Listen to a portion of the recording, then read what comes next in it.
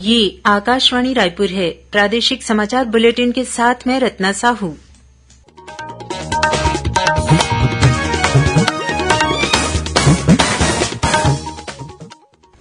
कांग्रेस के वरिष्ठ नेता राहुल गांधी ने कहा कि यदि छत्तीसगढ़ में कांग्रेस की सरकार फिर बनी तो राज्य के सभी शिक्षण संस्थानों में प्राइमरी से लेकर स्नातकोत्तर तक की शिक्षा निःशुल्क दी जाएगी। केंद्रीय मंत्री और भाजपा के चुनाव सह प्रभारी डॉक्टर मनसुख मांडविया के नेतृत्व में पार्टी के प्रतिनिधिमंडल ने आज रायपुर में निर्वाचन आयोग से शिकायत की है कि राज्य प्रशासन के अधिकारी कांग्रेस के एजेंट की तरह काम कर रहे हैं। गोवा में खेली जा रही 37वीं राष्ट्रीय खेल प्रतियोगिता में छत्तीसगढ़ के मलखंभ खिलाड़ियों और महिला बास्केटबॉल टीम ने कांस्य पदक हासिल किया और बीजापुर जिले में सुरक्षा बलों ने 2 माओवादियों को किया गिरफ्तार।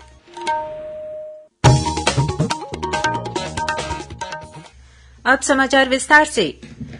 कांग्रेस के पूर्व राष्ट्रीय अध्यक्ष राहुल गांधी ने आज कांकेर जिले के भानुप्रतापपुर में चुनावी सभा को संबोधित करते हुए छत्तीसगढ़ में फिर से कांग्रेस की सरकार बनाने पर सभी शिक्षण संस्थानों में प्राइमरी से लेकर स्नातकोत्तर तक की शिक्षा निःशुल्क देने की घोषणा की है। उन्होंने तेंदूपत्ता संग्राहकों को 4,000 रूपये प्रोत्साहन राशि प्रतिवर्ष देने और लघु वनोपज के न्यूनतम समर्थन मूल्य पर 10 रूपये अतिरिक्त दिए जाने का ऐलान भी किया है। सभा को संबोधित करते हुए श्री गांधी ने कहा कि राज्य सरकार बस्तर के आदिवासियों के हित में लगातार काम कर रही है। इस बीच भाजपा के राष्ट्रीय अध्यक्ष जगत प्रकाश नड्डा अब से कुछ देर पहले 2 दिवसीय प्रवास पर रायपुर पहुंच गए हैं।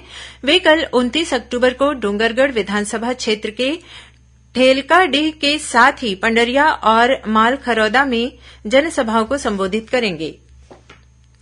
केंद्रीय स्वास्थ्य मंत्री और भाजपा के चुनाव सह प्रभारी डॉक्टर मनसुख मांडविया के नेतृत्व में भाजपा प्रतिनिधिमंडल ने आज रायपुर में मुख्य निर्वाचन पदाधिकारी कार्यालय जाकर राज्य प्रशासन की शिकायत की है। केंद्रीय मंत्री ने कहा है कि राज्य के अधिकारी कांग्रेस के एजेंट की तरह काम कर रहे हैं और चुनाव को प्रभावित करने का प्रयास कर रहे हैं। डॉक्टर मांडविया ने कहा कि भाजपा कार्यकर्ताओं को प्रताड़ित किया जा रहा है, साथ ही पार्टी की प्रचार सामग्री लेकर जाने वाले वाहनों को बेवजह रोका जा रहा है, जिससे पार्टी के चुनाव प्रचार पर असर पड़ रहा है। केंद्रीय मंत्री ने कहा कि भाजपा नेताओं और कार्यकर्ताओं को भयभीत करने आपराधिक घटनाओं को अंजाम दिया जा रहा है। उन्होंने कहा कि भाजपा कार्यकर्ता की हत्या होने के बाद भी पुलिस प्रशासन द्वारा कार्रवाई के नाम पर केवल खानापूर्ति की जा रही है। डॉक्टर मांडविया ने दंतेवाड़ा, नारायणपुर और बीजापुर विधानसभा क्षेत्रों में कांग्रेस पार्टी द्वारा आदर्श आचार संहिता का उल्लंघन करने का आरोप भी लगाया। उन्होंने चुनाव आयोग से भाजपा द्वारा की गई शिकायतों पर त्वरित कार्रवाई करने की मांग की है। उन्होंने शिकायतों पर कार्रवाई नहीं किए जाने की दशा में केंद्रीय निर्वाचन आयोग में शिकायत करने की बात कही है। डॉक्टर मांडविया ने कहा कि लोकतंत्र में प्रत्येक व्यक्ति को अपने मताधिकार का निष्पक्ष रूप से प्रयोग करने का अधिकार है। प्रदेश में होने वाले विधानसभा चुनाव के पहले चरण के लिए 4,515 सेवा मतदाताओं को इलेक्ट्रॉनिक डाक मतपत्र जारी कर दिया गया है।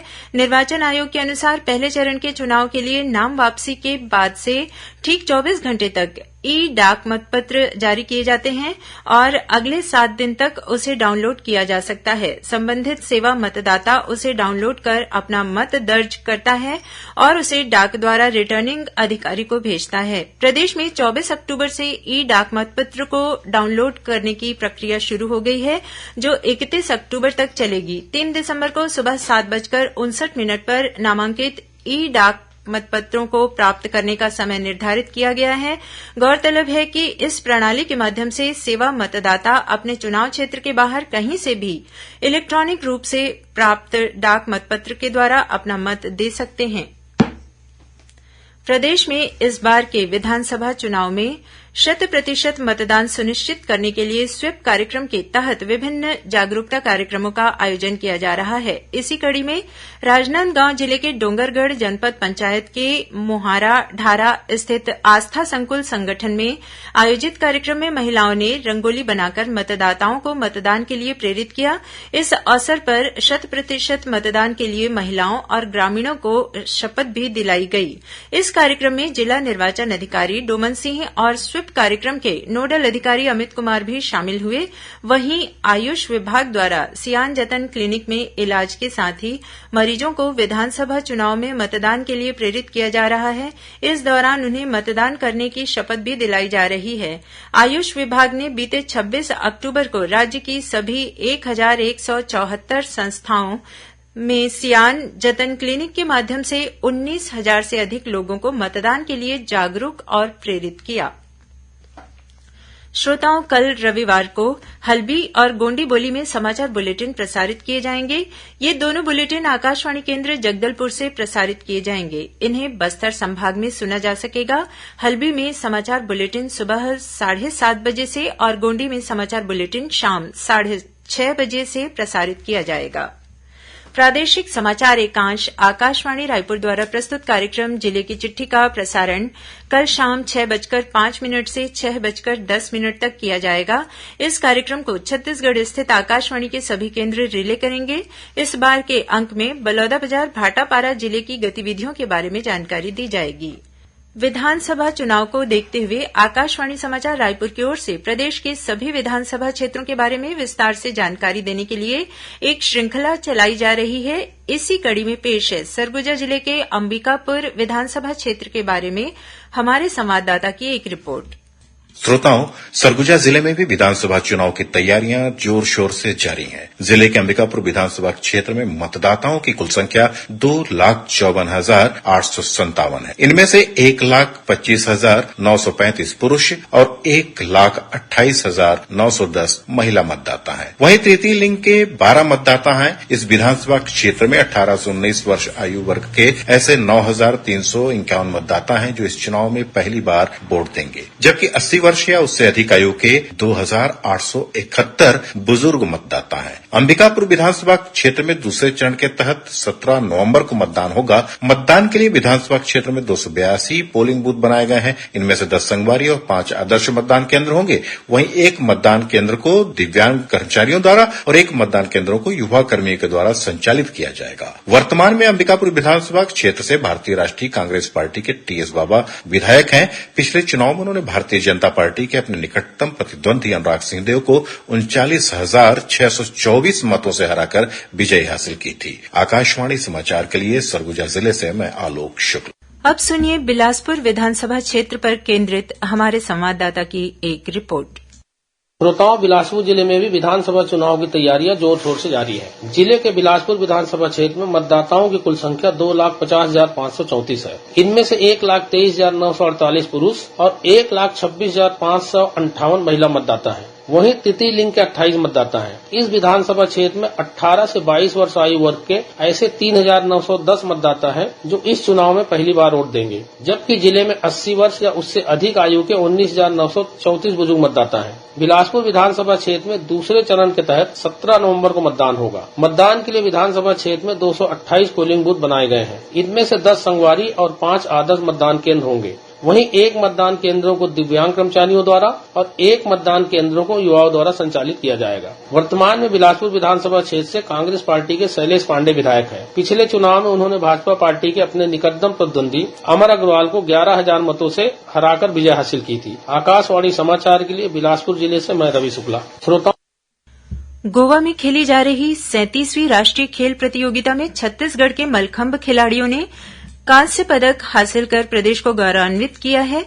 इस टीम में नारायणपुर की अबुझमाड़ मलखंभ अकेडमी के मंगड़ू पोड़ियाम, संतोष शोरी, मानु ध्रुव, संताय पोटाई, सरिता पोयाम, दुर्गेश्वरी कुमेटी, मोनिका पोटाई, डिम्पी सिंह सिदार और शिक्षा दिनकर शामिल थे। इस बीच राष्ट्रीय खेल प्रतियोगिता के तीसरे दिन आज राज्य के खाते में कुल 2 कांस्य पदक आए हैं। मलखंभ के अलावा बास्केटबॉल में भी महिला टीम ने मध्यप्रदेश को हराकर कांस्य पदक हासिल किया है। इस तरह से छत्तीसगढ़ अब तक इस प्रतियोगिता में 1 स्वर्ण और 3 कांस्य पदक जीत चुका है।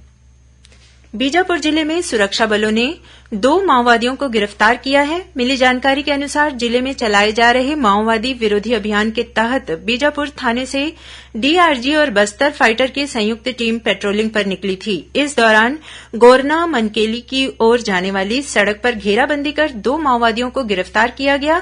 वहीं एक अन्य माओवादी भागने में कामयाब हो गया।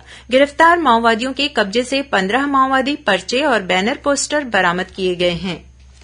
आज शरद पूर्णिमा है, वहीं आज आंशिक चंद्र ग्रहण भी होगा और यह पूरे देश में दिखाई देगा। मौसम विज्ञान विभाग ने कहा है कि चंद्र ग्रहण आधी रात के बाद 1:05 पर शुरू होगा और 2:24 तक जारी रहेगा। चंद्र ग्रहण की अवधि 1 घंटा 19 मिनट की होगी। चंद्र ग्रहण एशिया, यूरोप, अफ्रीका, पूर्व दक्षिण अमेरिका और ऑस्ट्रेलिया में भी दिखाई पड़ेगा। विश्व प्रसिद्ध बस्तर दशहरा का समापन आगामी 31 अक्टूबर को होगा। इस दिन माउली माता की डोली और छत्र को दंतेवाड़ा के लिए रवाना किया जाएगा। इससे पहले कल 27 अक्टूबर को कुटुंब यात्रा की रस्म अदा की गई। इस रस्म के तहत बस्तर दशहरा में शामिल होने आए बस्तर के देवी देवताओं की विधि विधान से पूजा अर्चना की गई। इस रस्म के बाद देवी देवताओं की विदाई शुरू हो गई है। अंत में मुख्य समाचार एक बार फिर। कांग्रेस के वरिष्ठ नेता राहुल गांधी ने कहा कि यदि छत्तीसगढ़ में कांग्रेस की सरकार फिर बनी तो राज्य के सभी शिक्षण संस्थानों में प्राइमरी से लेकर स्नातकोत्तर तक की शिक्षा निःशुल्क दी जाएगी। केंद्रीय मंत्री और भाजपा के चुनाव सह प्रभारी डॉक्टर मनसुख मांडविया के नेतृत्व में पार्टी के प्रतिनिधिमंडल ने आज रायपुर में निर्वाचन आयोग से शिकायत की है कि राज्य प्रशासन के अधिकारी कांग्रेस के एजेंट की तरह काम कर रहे हैं। गोवा में खेली जा रही 37वीं राष्ट्रीय खेल प्रतियोगिता में छत्तीसगढ़ के मलखंभ खिलाड़ियों और महिला बास्केटबॉल टीम ने कांस्य पदक हासिल किया और बीजापुर जिले में सुरक्षा बलों ने 2 माओवादियों को किया गिरफ्तार। इसी के साथ प्रादेशिक समाचार बुलेटिन समाप्त हुआ। नमस्कार।